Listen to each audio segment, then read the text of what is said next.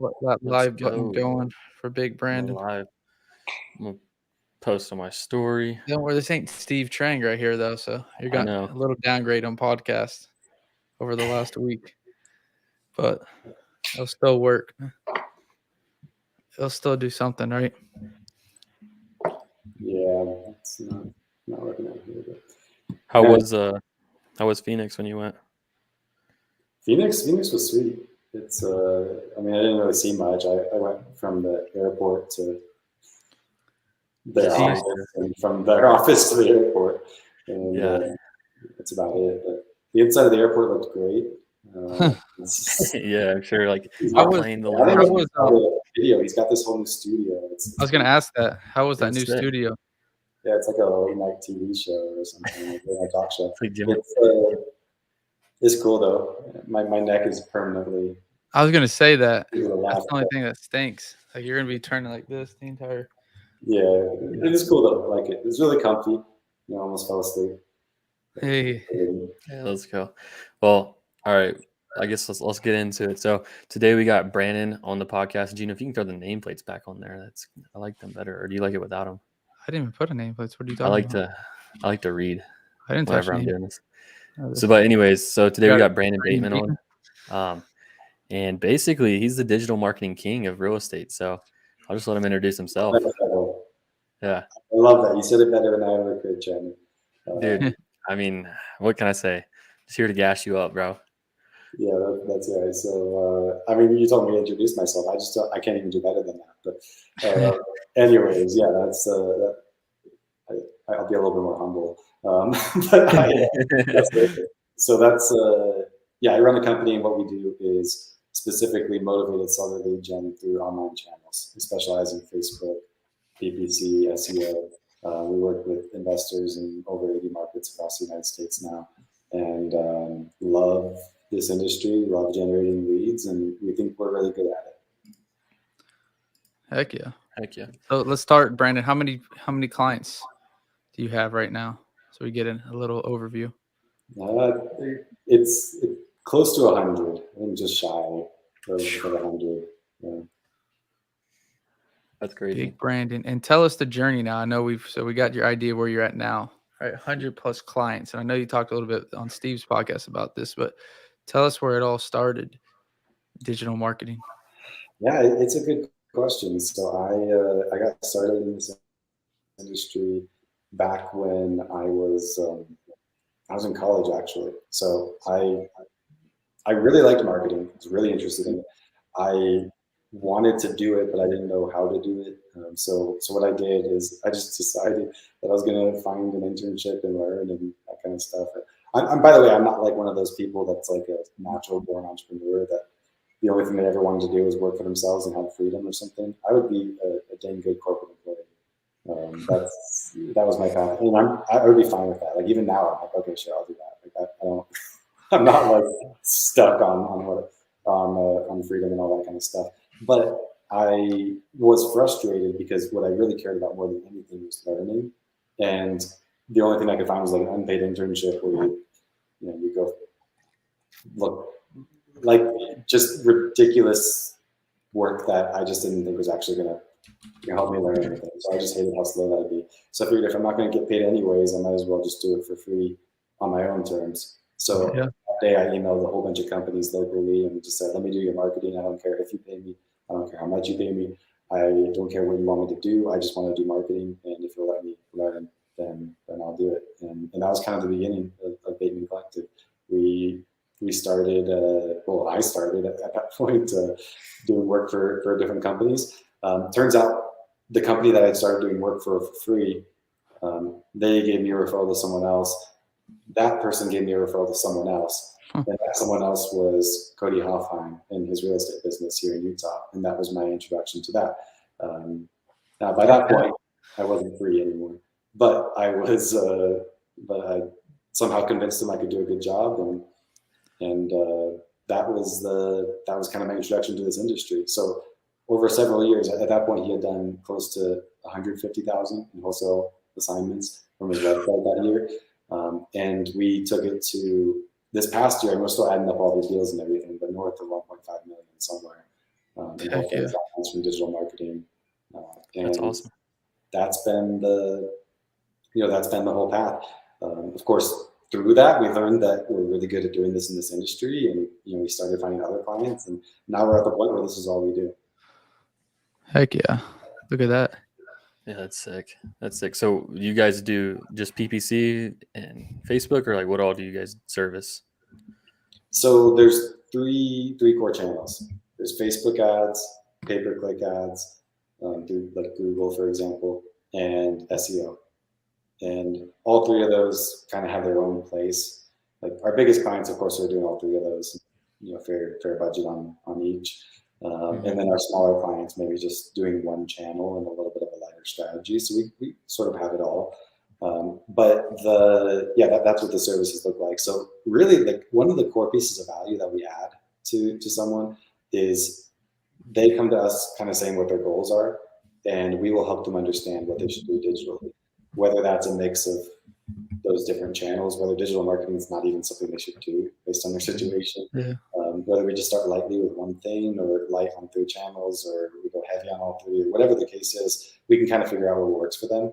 And we'll analyze where they're at and kind of build a plan moving forward.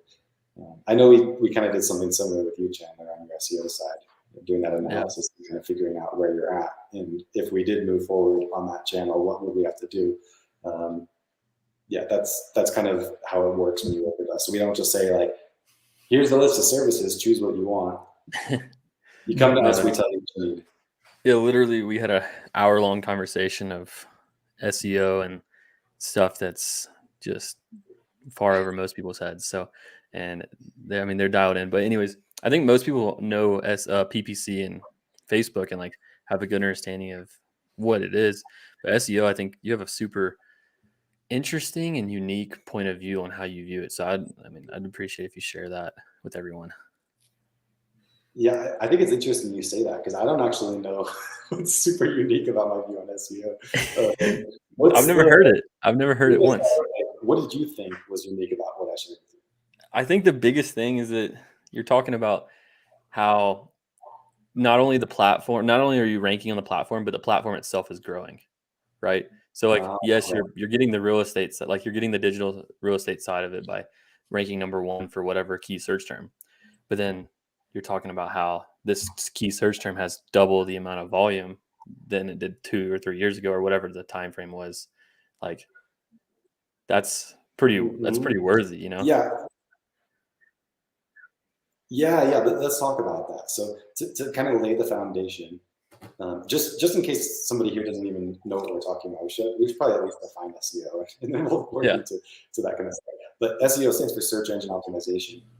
If you think about what Google is made for, Google is made to give the most relevant result to whatever someone is looking for. It looks for relevance and authority.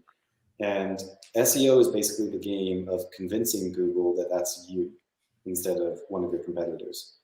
And that happens through all kinds of different stuff. But the whole goal with SEO is if you optimize properly for the search engine, you can start showing up under the certain keywords.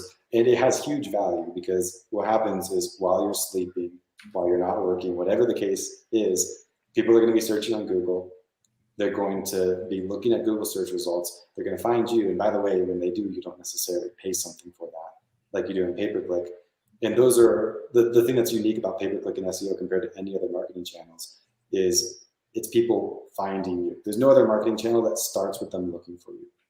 All the other channels start with you going to them. And because of that, it tends to be a very high lead quality channel. The leads tend to have higher motivation. So that's what's really amazing about it. You can rank there. Those leads can actually come to you. Like SEO is great in a lot of ways. The tough part being that it takes time, of course, to do the optimization and show up there. That's the reason it's not good. But what a lot of people think is there's value to having that ranking on Google. It's like a cash flow asset. Picture it like buying real estate in one of these really good cash flow markets, like in Ohio somewhere or something like that, where you're going to get that ranking. And that the Google ranking is kind of like real estate in the internet, because you're there and you get the foot traffic, so to speak, but instead it's online traffic that comes from being there. and that will generate revenue. But what I had explained to Chandler and what we're really excited about for SEO is we think there's a huge first mover advantage on this for people that are getting into it. And the reason being, rankings are hard to get, but they're easy to maintain. And not only, like, once you're maintaining it, the value is just exponentially increasing over time.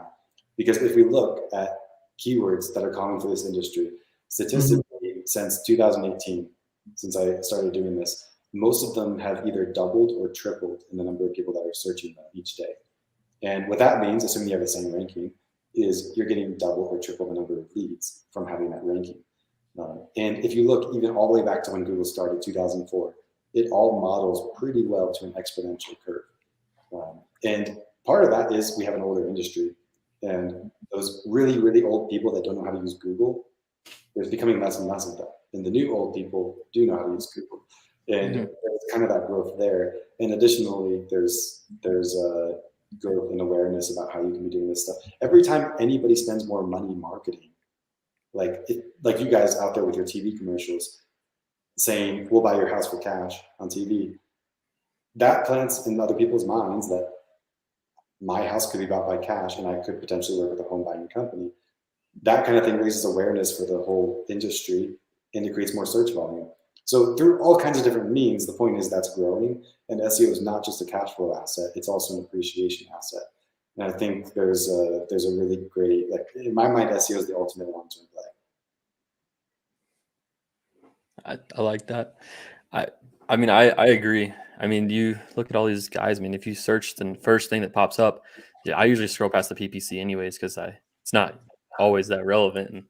And then you get down to the first result, and that's usually who I click on. And as long as they answer the phone, then that's who we use to do whatever we need to do, right?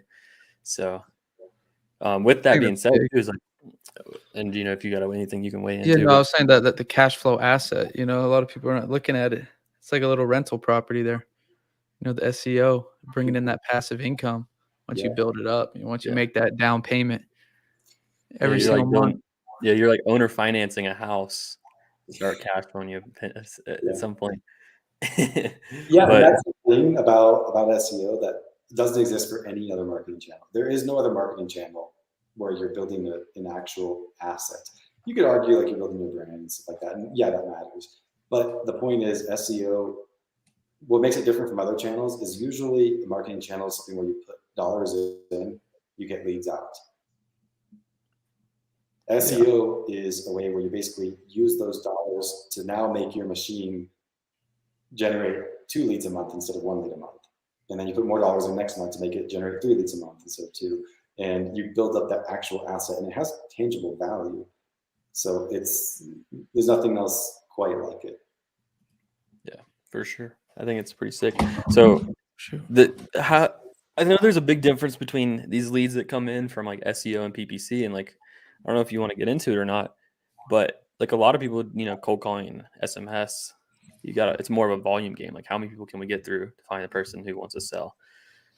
But it's pretty different for inbound leads.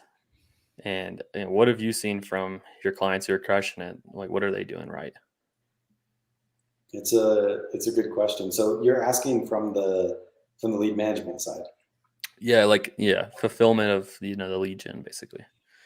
Yeah, I think there's 3 things that really matter here. So to give you a little bit of context for this, like every client we work with says they have the world's best acquisitions team. Yeah. Which, to be fair, if you're going to have the world's best acquisitions team, you're going to have to think that, right? I don't have any problem with them thinking that. Exactly. But the point is, statistically, some of our clients do exceptionally well with this, and some of our clients do much worse. And we look at and interview deeply the clients that are doing really, really well, and we interview the clients that are doing not very well, and we figure out what are the differences between those. So we've seen some trends. So not like I'm the real estate sales master. I've never been in a seller's house in my life. But I can tell you, those who are succeeding, this is what they're doing from a process standpoint. That's different from those that aren't. Of course, there's sales skills that are necessary here. You got to be able to close the appointment and all that kind of stuff. But 3 things. Number 1, the time between when a lead comes in and when you contact it. For our clients that are doing exceptionally well with these kinds of leads, that is most often below 60 seconds. we have clients that are hitting 5 minutes, and those that are at 60 seconds are doing better than those that are at 5 minutes. And 5 is better than 15. We encourage extremely fast follow-up. And this wasn't as important, back a few years ago. It's really a factor of how quick your competition is, and you have to be faster than the competition. I can tell you, in most markets, there's somebody in your competition that's really, really fast. And the thing is, a lot of people think speed is all about the patience of the seller. Like, I want to get to them quick because they want their offer or something. In this case, it's not really. I think of speed as a way of like beating out your competition, because the thing, we talked about all the reasons that search marketing is really good. They're motivated, all that kind of stuff. The thing that's tough about it is they're looking at a big old list of everybody else that they can work with, all right next to each other, all at the exact moment they want to make a decision. What do a lot of people do? They reach out to multiple companies there. Very common. So let's just say, theoretically, the seller just reached out to another company 60 seconds ago. Now they're reaching out to you. If you want to get in touch with that seller first, you have to call that seller within 60 seconds in order to beat that other company that only has to call them within 2 minutes. And really, let's just say you don't, you're going to call that person and they're not going to answer the phone. Let's say that other company is really good at building rapport, really good at making the seller feel like they are the solution, that nobody else matters. They're going to completely ghost you, and you're going to think this was a bad lead. Yeah. The reality was you were too slow. And speed really, really matters, I guess, is my point there. Because it's not about being fast, it's about being faster than your competition. And you don't know, they could have filled out your competitor's form 5 minutes ago, and now they're filling out yours.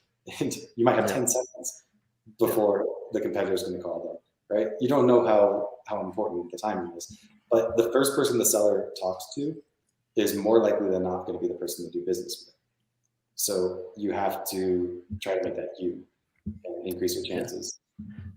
Yeah. I think like taking that from a consumer standpoint, it's like when we get quotes for jobs or whatever, like whoever's the first person that calls me back is usually who wins the job for whatever it is. It's not like it's rocket science. Like someone calls me back 5 minutes. Oh, sorry, man, I already got someone. They're out of luck because they're slower. They didn't answer the phone. Yeah, speed is so important. And even on appointments, I was just talking to a client the other day. They get this lead last Thursday, and they call the seller. They were quick on that, and the seller says, "I don't have time today. Can we come by tomorrow?" They go by tomorrow, and the seller says, "I'm so sorry. I sold the house last night," and they missed it. Missed it. The point is, there's a right time. Like a lot of our clients, when it comes to speed, that are doing really well, they're the kind of people that are like, "I'm so sorry. I'm already on my way to your house right now. Like, are you sure you can?" Exactly. Mm-hmm. And they're getting there. They don't even let the seller have a chance to talk to someone else. Like they'll be on the phone while driving, and they'll finish up the appointment in person. The point is, extreme urgency when you're dealing with highly competitive leads is the difference between someone who closes the leads that are closable and someone who loses those to the competitors. So it's a really important principle. Agreed for sure. So we got our boy Isaiah too, Stover. Brandon, what's good? That's the man. Yeah. So we got another question though. Chandler, do you have anything to say? Go ahead. Hit the questions up. So Facebook user, how are states that are restricting wholesaling affecting SEO, if at all? Brandon, you want to answer that?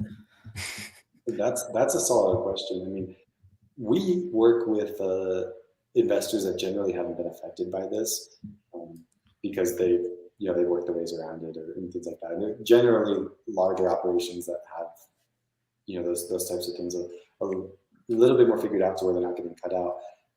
However, I can tell you, Google's not going to really care about if someone is approved or not for, like, if they have a license, for example, for a state that's restricting wholesaling. Theoretically, that would only help SEO because anything that cuts out your competition makes it easier for you. But Google's not going to verify that you're licensed to do this. They're just going to try to show the most relevant website based on the metrics that they can see.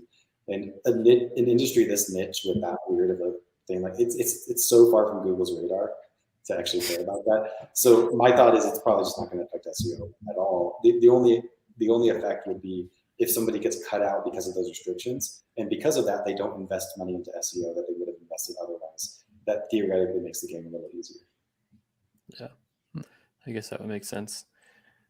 So what are some tangible things, like if you're, I guess, like if we're starting to do like an SEO, like let's say you're starting to do a mini campaign yourself, like what are some low hanging fruit objectives to hit? That's a great question. So objectives to hit, or like things that you could do if you're starting to do this yourself. I might not be the best person to ask this because I don't really believe in dabbling, if that makes sense. I think if you're going to do it, you do it. And Go all in. You go all in, you do it right. So like, I mean, I've seen people dabble in SEO, like maybe just do a little technical optimization on this point of the site. Or, I mean, I know you guys have done some stuff like that at some point. The point is like, you're going to achieve almost nothing. So it's just almost not worth your time to do like a teeny bit. There's one exception to that. And that would be something that actually adds value in the future and that you can't necessarily go back and fix. And that would be gathering Google reviews. This is something where if you aren't doing this, the thing is, if you decide to start gathering Google reviews today and you start really working on your SEO in a year, it'll be so much easier to get rankings at that point in a year than if you started working on Google reviews then. The reason is Google reviews are a ranking signal for Google, and it takes a long time to build a lot of them up. So the earlier you can start with that, the better. And Google likes age. Google favors companies that have been around longer, that have been credible for longer. So even if you haven't done much SEO work, but you've been getting Google reviews for 5 years, that's really valuable. So I would prioritize getting the Google My Business listing. Super simple. Search on Google, Google My Business. And you can create a listing for your company. You give them like your hours, your phone number, your address, that kind of stuff.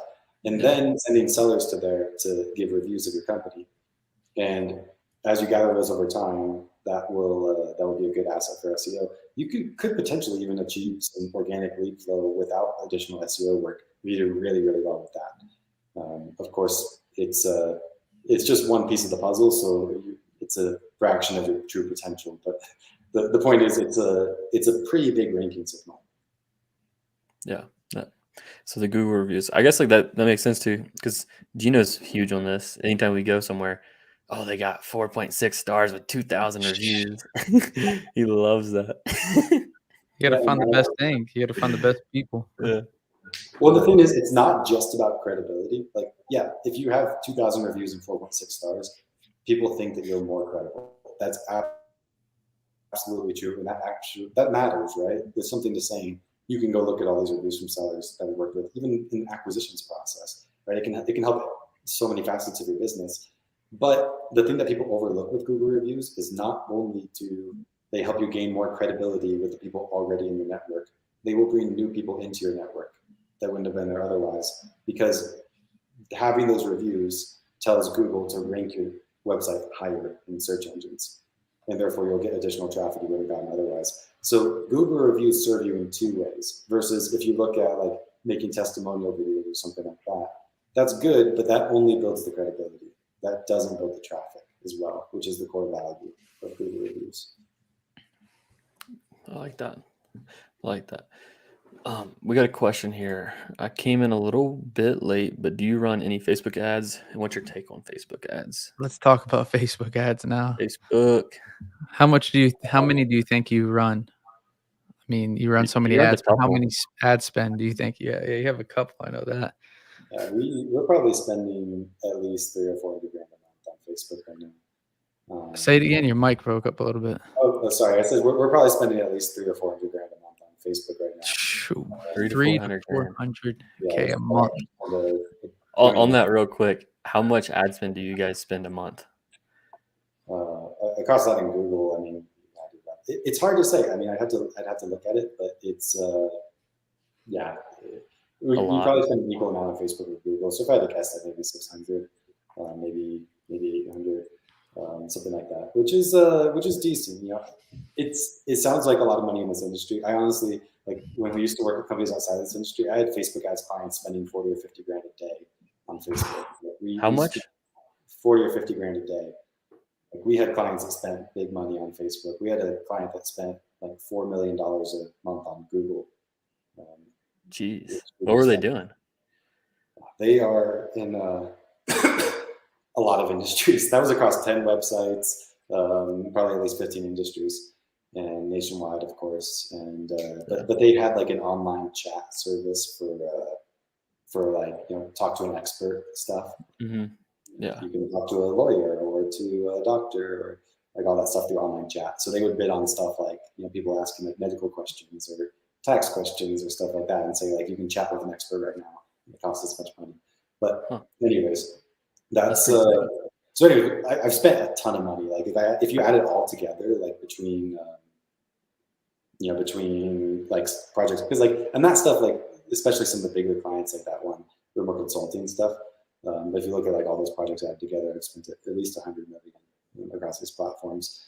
But Facebook is it's our single largest ROI channel for paid ads right now. So if you're looking between Google ads and Facebook ads, Facebook is outperforming Google from an ROI standpoint.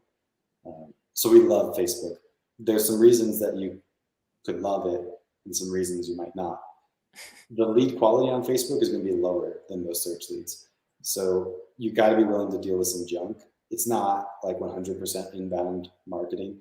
It's going to be a little bit closer to outbound, but it's still 20 or 30 leads to a deal, which is pretty typical compared to outbound channels where it's not uncommon to be 50 to 80 leads per deal, right? So it's a better quality lead than that, but it's not the 10 or 15 leads to a deal that you can get with like pay-per-click or SEO. But the leads, while they close at statistically half the rate, they cost a third the cost.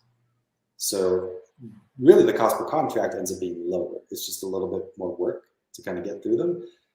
And then the other big one with Facebook that's really nice is the deals tend to be bigger than search deals, specifically Google ads, SEO. They have more motivation and they tend to get bigger deals than other channels, but because of the competition level on them, that tends in most markets to bring the average assignment down in comparison to Facebook, which for many of our clients is their largest deal channel when they're running it. They tend to get bigger deals because the leads tend to be more exclusive, even though they're not quite as motivated. So that's so you're not running a better ROI. Gotcha. So you're not running up against as many other offers, because I guess if you're thinking, you're just scrolling through your feed and you just see like Gino on there, like, I'll buy your house, and then you click on it, and then like next thing you know, you're in a sales call, and then you didn't even think about selling your house till then. Is that kind of the way it works? Yeah. Yes. Brandon. Yes. I got a question for you. Do you do any virtual, like any, not virtual, but like video ads? Like if I ran my TV commercial, like would you do a TV like part of the TV commercial on Facebook? You definitely could. I have most of the time we've tested that hasn't worked super well, specifically with the TV commercial. Gotcha. But we have one client where it worked really well, and it was because their TV commercial was really similar to the kind of things that we see performing well on Facebook. It was a little bit odd for TV. It was almost a little bit more like the stuff we run on Facebook. The core difference there, and this is also why Facebook can have a lower barrier to entry than TV, is a TV ad has to be high production quality. Yeah. On Facebook, we actually get worse results with high production quality videos. We do better with videos that are filmed with the phone. Like a selfie, like.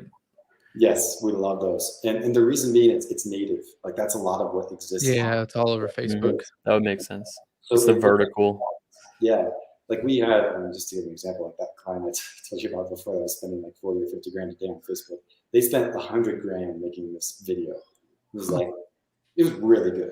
It was made by the Harvard Brothers. I don't know if you know them. They're like the ones that made like Squatty Potty. Oh, really? And like really? All that other stuff. But they're famous for like making really, really good videos. But we did that, and then we just took like a simple like boomerang of their product. This was back in e-commerce with a phone, and it outperformed that $100,000 video, like by a huge margin.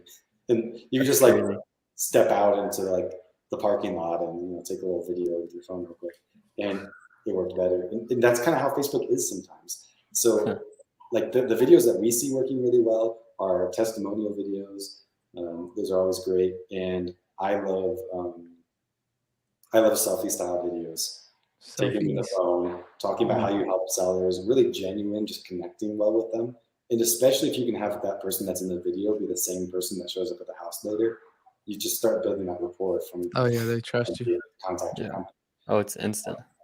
Yeah. So it's those have been our best performing assets recently. Huh. I like Would that. you have you ever ran like for a company that has multiple acquisitions, run different Facebook ads of each like acquisition person doing something like that, or has that been like a split test that you've done?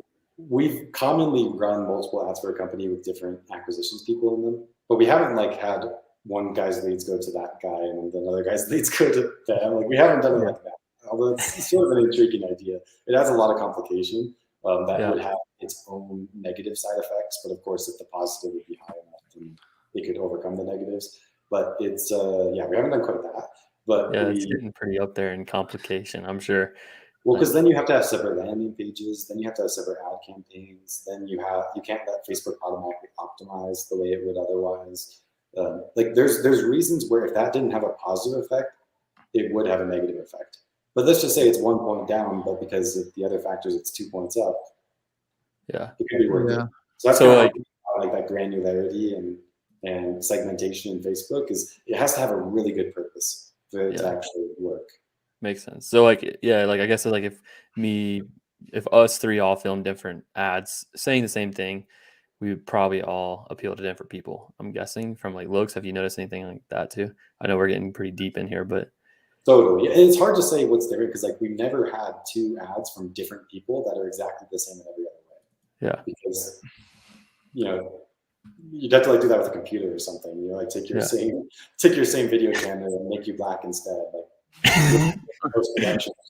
Like that would be the only true split test. Chandler. So I'm sure Bob Chandler would kill it. We really I know he's completely white now. We would crush that. White as can be. Do you think we could do that? Like, is that something we could do? I mean, it's not my skill set. I'm sure someone could do that for you. There's someone on Fiverr that's got a business built around that. I'm sure. Exactly. The point that I don't even know how you clean these split tests out, right? But we've had like similar videos from like different people, and it's not uncommon that one resonates better with someone than the other one. And you kind of, I don't know if intentionally or not, alluded to something that's kind of important with Facebook. It's not just about which one works best. It's about which one works best for a particular subset of people. This is why we never run only videos. We'll run images as well. And the reason is some people on Facebook respond better to images, other people's to videos. So we just run the images to those that respond well to the images and the videos to those that respond well to videos. Everything kind of happens like that. So you can pull the most volume out of a market by having a wide variety of creative assets because different things will appeal to different people. So like Facebook, their algorithm is basically what they do is figure out what audience likes it, and then that's who sees it. Yes, it's Facebook's common misconception about Facebook's algorithm is that it's looking for which ad performs best. It's not exactly true. What it does is each person that it's considering showing the ad to, like imagine you just go onto Facebook. You're going to like scroll down a little bit and realize this coming up is going to be a new auction spot. There's an ad that can be placed. It's going to look at who all is willing to pay for that. There's probably like 100,000 companies that are all eligible to pay for it. At least 10,000, right? There's a ton of companies. So it's who's going to be willing to pay the right amount of money and who's going to have the ad that we consider to be good for the platform, that kind of stuff. And then it looks within that advertiser looking at this, which asset do we predict is going to be most influential on the behavior of this person? And that's the asset that'll show. So sometimes you have assets that work well, just don't get a ton of volume because they're more niche. They appeal to specific parts of the audience. And Facebook starts to see those things because of course, like it has to collect some data, but it starts to see that this asset tends to work for this group of people. What do this group of people have in common that the other people don't? And then it learns. I gotcha. That makes sense. Yeah, it's we have another Facebook user here asking, what is the return? Which I'm sure, again, it goes down to who's running the ads. What is their system, their team like, and their closing ratio? But what are you seeing on average? I know Steve's was he talked about it to me recently, but I know he had a pretty good return on it. I think it was like 5 or 6x. Yeah, he was 5X in Phoenix. It depends heavily on all those things, right? So obviously doing the ads right and working with an expert makes a huge difference. But beyond that, just to give you a hypothetical scenario, let's just say I'm working with someone who flips properties versus someone who wholesales properties. Even with the exact same acquisitions, the exact same marketing, all that kind of stuff, the person who flips probably says they have double the return of the person who wholesales because they're making double the size of the deals. Right? Mm-hmm. So those things matter. If you're doing creative finance or not matters. If just because a deal can be bought deeper doesn't mean it will be bought deeper. Right? So not even just acquisitions process with being able to get deals, but how deep you're buying them, that matters. Quality of your dispositions process, even comparing wholesale to wholesale, that matters. So I can tell you it's really common for our clients to be anywhere from 3 to 7-ish. So Steve at 5 was like right in the middle. But another thing that we reviewed with Steve was that there's a diminishing return with Facebook ads.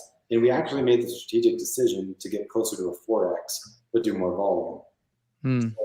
So it's not all about just like ROI. I mean, it seems like everybody I talk to says it's all about ROI. I don't even believe that. I believe it's about profit. You can do a 3X return on investment with a ridiculous amount of volume.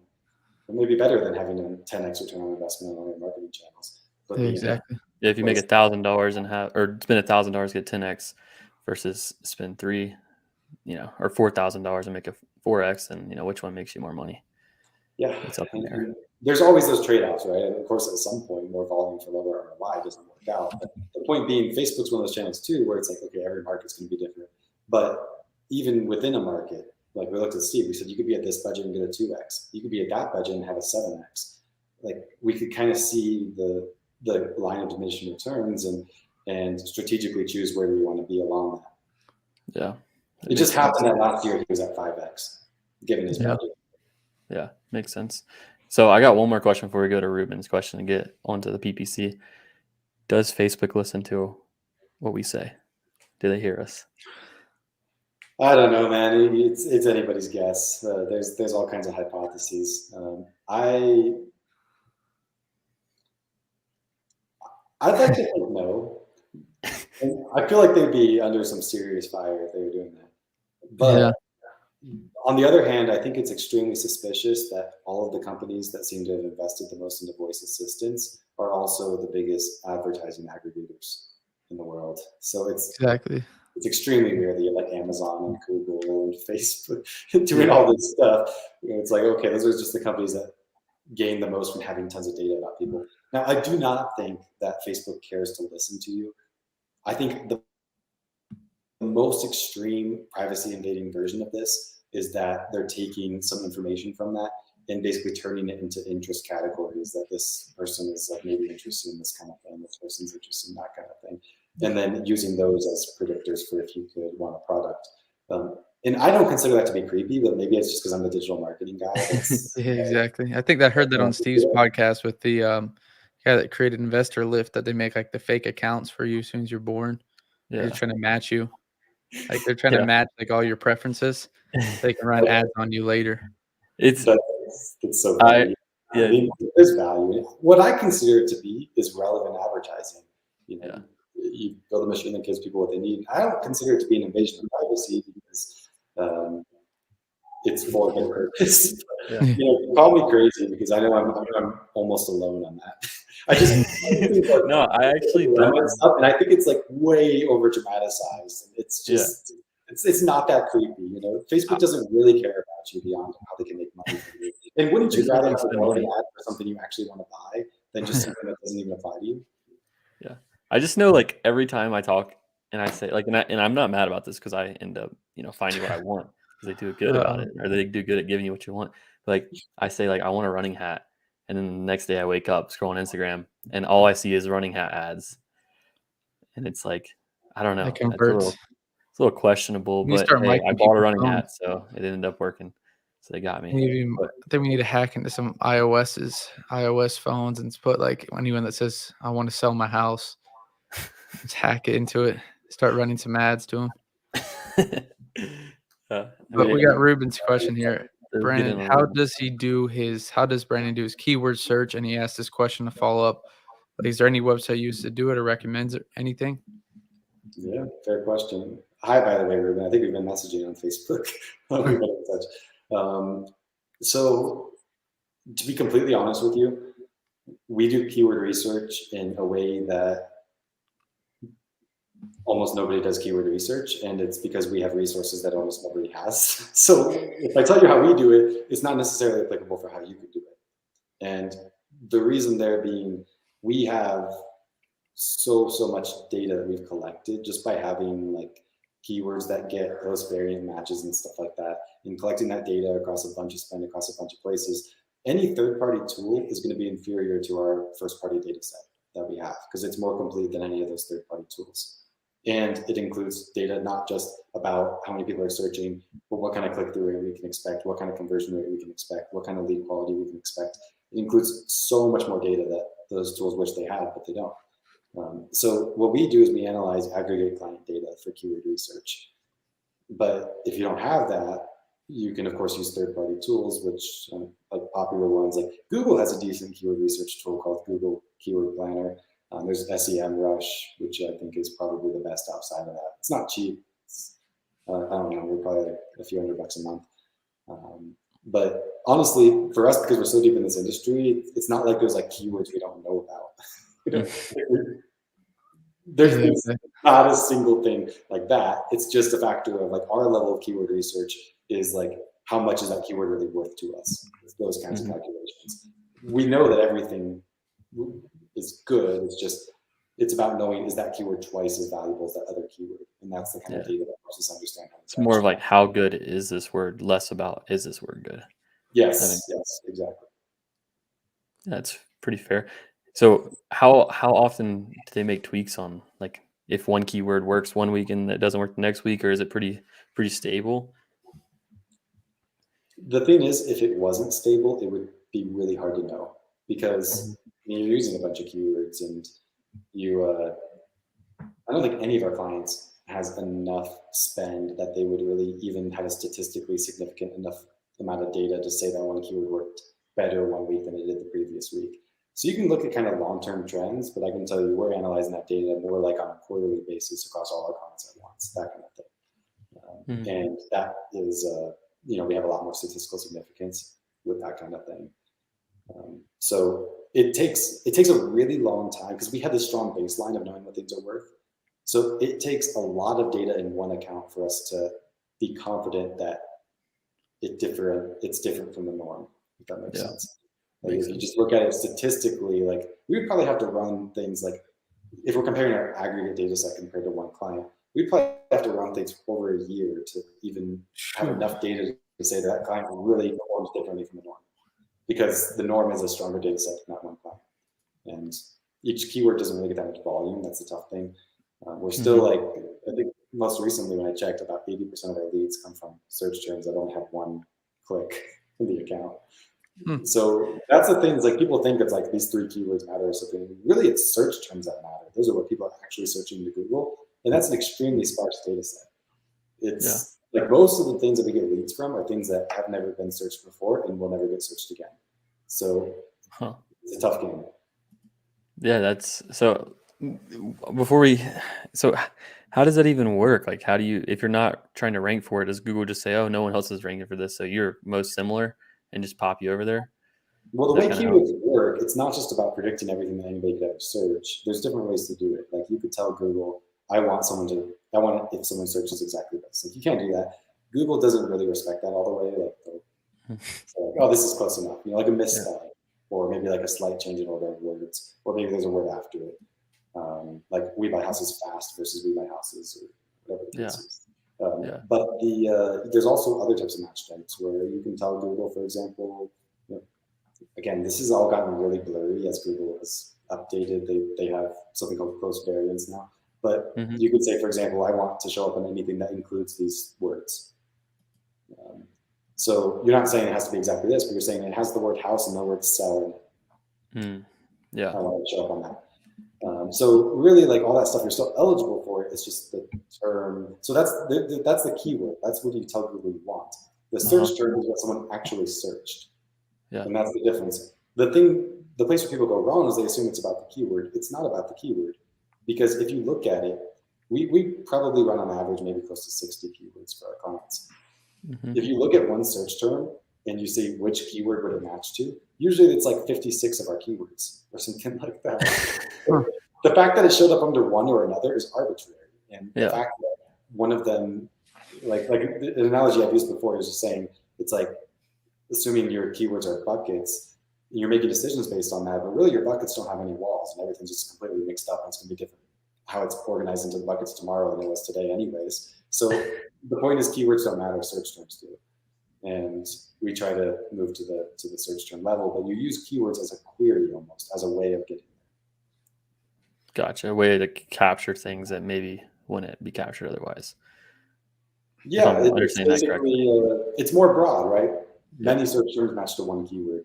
But you can, I mean, there's all kinds of hierarchical rules within Google about all. It gets extremely complicated. But I think that leads you to kind of like the way that you're having a more broad, like keyword phrase or keywords, and you get search terms and then all these things. But how do you keep, like you said, you know, buy my house or sell my house or whatever it is? Like, how do you keep the right words getting in and keeping the wrong people out? Like, even though Google maybe takes a word away, you used an example. What was an example? Basically, it's the difference between being a buyer and a seller and the keyword just by one word being removed. Yeah, I think I've given an example a few times of, like, if you look at the difference between we buy houses and buy houses. Yeah, that's it. Those are practically, to Google, those are almost the same thing. Google's like, it's one word, it's we. It's not even that relevant of a word. But same thing. Of course, you and I know if someone types buy houses, they are most likely a buyer. If they type we buy houses, they're more than likely a motivated seller. Exactly. Very different value. So the way you control that is through negative keywords. And let's just say you put buy houses as a negative keyword, then that would no longer trigger there. So the way you have to do that is you run ads, you have to check your search terms, you have to see what are you actually getting, you have to exclude things that aren't what you want. And it's like playing whack-a-mole sometimes. There's always something new popping up and you're always scratching it. Because of this fact that I told you that there's so many things that are searched. Like if you look, 15% of Google searches every day are things that have never been searched before. Shoot, that's crazy. That's a lot. 15%. Yeah, people are always searching new things. So we always see weird stuff popping up, even though we've been doing this for a long time. But part of the value of working with us is we have this very extensive negative keyword list that's at least 100 times longer than our actual keyword list. Because we've seen all this junk. Anytime we see something bad that shows up, we add it to the list and we exclude it from all of our accounts. Because that's PPC wasted spend. If you get that buyer traffic on accident and you pay for that click, I mean, you pay for the click. You don't go back on that. You just keep it from happening in the future. So there's a learning curve at the beginning of starting a campaign because of that. It's not cheap either. You gotta get rid of those negatives. Yeah.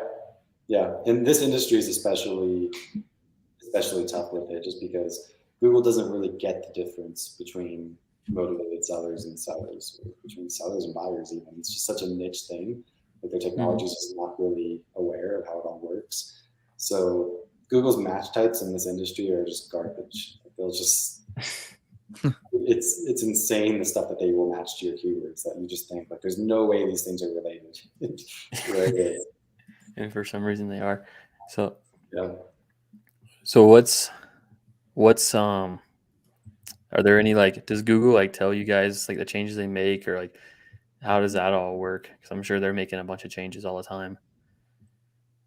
Yeah, I mean, it's different for PPC versus SEO. PPC, they're going to announce everything. They're going to say exactly how it's changing and all that stuff. And I feel like they're always throwing curveballs at us, and we're always trying to figure out how to react to it and how to capitalize on it. And sometimes it's really good things, and sometimes it's bad things, and sometimes it's frustrating things. All of the above, right? On SEO, Google's whole goal is to provide the most relevant result, and unfortunately, everybody's trying to game that, so they're always updating their algorithms to try to get around that. So it's and they don't exactly say this is exactly how it works because they don't want you to game it. So it's SEO. They will announce when they update something, and they'll announce kind of a general idea what they're changing. They're taking into account different types of things, but they don't give you enough detail for you to game it. And it was, it's probably only 5 or 6 years ago that they moved to machine learning models instead of they're just logic-based models. So, I mean, they're at the point where they don't even know what affects rankings. In some ways, the machine just figures it out for a lot. I guess AI. Yeah, of course they know kind of, they designed that to predict based on certain things, right? So it's not like they don't know, but They're like, it values this more yeah, than the that. specific like coefficients of different things, so to speak, if you're going to compare it to a statistical model, they don't know that stuff. So anyways, my point being, on the SEO side, they stayed intentionally vague. On the PPC side, they tell you exactly what's going on. Yeah, they're trying to get you to think you know how to spend money. Yeah, well, Exactly. they're always, like I said, they're always throwing a big curveball at us. So sometimes for the better, sometimes for the worse. Yeah, for sure. I imagine it's a giant pain in the tail. What's like one of the biggest things you feel like people mess up on doing digital marketing that you've seen in your clients? Like maybe this previous before they worked with you, or other providers. You don't have to throw anyone on their bus, or just how people, generally do it. Just the operational side. Good question. I mean, biggest problems we see. Let's just say we look at the operations side. Assuming their digital marketing goes amazing. Speed delayed was one thing I mentioned. The next thing that's really important is lead qualification methods. Like it's fairly common that people just don't qualify their leads properly, and what they end up doing is not going on enough appointments. Versus our clients that are doing the best tend to go on every appointment that they can, if it's a seller and they have a house to sell. Because if you're used to like text or cold call or something like that, if you go on every appointment, you're going to go on 1,000 appointments, and you're going to close like 2 of them, and you're going to get burnt out, and it's a bad idea. If you look and you try to qualify hard, what you do is you miss things, and you mark qualified leads as unqualified, and you miss opportunities. So that's probably like one of the biggest things I've seen. Like I have a lot of people come to me and they say, my digital marketing is not working. I look at their campaigns and I'm like, you know what? Like, yeah, this could be better, but this could be like 20 or 30% better. And it needs to be 200% better for it to actually be profitable for you. And a lot of that, like I can meet you in the middle, but a lot of that's going to come from your side because you're doing all the stuff wrong on the side. It's a pretty common scenario that we run into. Beyond that, there's the thing about PPC and Facebook and SEOs. It's like you have to do 100 things right, and if you do one wrong, then it's Brandon. like, the question is, those 100 things is like the most common thing to mess up. It's kind of hard to say, but I think honestly, just like strategically knowing what the best channel is to do and sticking with it. I see so many people that just like dip their toe in digital marketing and freak out when they spend money. It's not a cheap game, and Google will eat your money, Facebook will eat your money if you don't know how to do it right. And even if you're doing it right, it takes some time to work. So honestly, I would say not giving it enough time is probably the most common thing I see people doing wrong. You just gotta you just see it end up getting based on luck, Like half the people just start it and they get success right away, and therefore they think it's great, and the other half don't get success right away and don't think it's great. But long term, the results of both halves would have ended up being the same. It's just the luck of what they got right away. Mm-hmm. And I hate a business model based on luck. If you're gonna make your success based on luck, I think if you can build like a real strategy and know what you're doing, and then be ready to be consistent with that, that's a recipe for success. Yeah. I like that. We got a couple minutes here, Brandon. How can the listeners, watching now and later, how can they reach out to you, get, some of your services, the big man, Brandon Bateman services, the star, the king of digital marketing, the king of digital marketing for real estate. So tell us, how can they reach out to you so if they're interested, start running some ads? Yeah, the best way would be to reach out to our team and see if we can build a strategy for you. So Noah would be the guy to talk to. I know that you guys have both spoken with, maybe not you, Gino. I think you were traveling the world or something last time I saw Chandler. But I know Chandler, it's Noah actually that did your SEO audit. Yeah. I think you can attest to the fact that he provides some serious value. Yeah, Noah definitely knows his stuff. We'll leave it there. Yeah, I met him at the last event. Yeah, I didn't know Noah was a big runner. He's a big trail runner. I guess he is. Yeah. Yeah. There was a point in his life where he allowed that. I don't think he does quite as much now. But back when he was running from his problems, and I think he's Exactly. He's leaving. But anyways, that's the best way to do it. So the way you get in touch with Noah is you go to batemancollective.com. BatemanCollective.com. Yeah, and you just fill out the form. He's the guy who gets that, and he'll reach out to you. If anybody has any specific questions for me, I mean, you can always find me on Facebook. My email is brandon@batemancollective.com. If anybody wants to ask me any specific questions, Put it here. that's everything. Perfect. Heck yeah. And I think me and Chandler, you want to make an announcement too, Chandler, what we got going this week, and I'm gonna put some of these notes in here for. So while Gina's taking those notes, so what we got going on in Georgia, it's a little bit farther out. It's in Atlanta, Georgia. Well, not Atlanta. It's actually in Brazelton, if you're familiar with that. We got to fly Brandon out. But we got a meetup where, we DM us if you want to come. We'll send you the link to sign up and all the details. But it's at 5 p.m. Eastern until 7. We're going to do a $500 bar tab. So if you show up early, you can get drunk on our dime.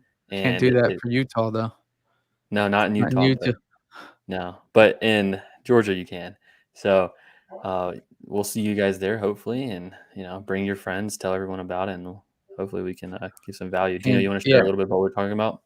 Yeah, no, we're just going to talk about our business, but the link is in the Facebook group, Level Up Entrepreneurs. If you're watching this on YouTube, Level Up Entrepreneurs is where the link's at. But for our next upcoming event, hopefully we can fly out Big Brandon for the day, pay for his flight, get him out here like Stevie, and we can get some rock climbing in at Stone Mountain. Only rock we got in the entire. There's no powder to ski down here. No powder. No backcountry. We can go mudding if you want. We could go mudding. Go mudding in the mud. Mud bogging.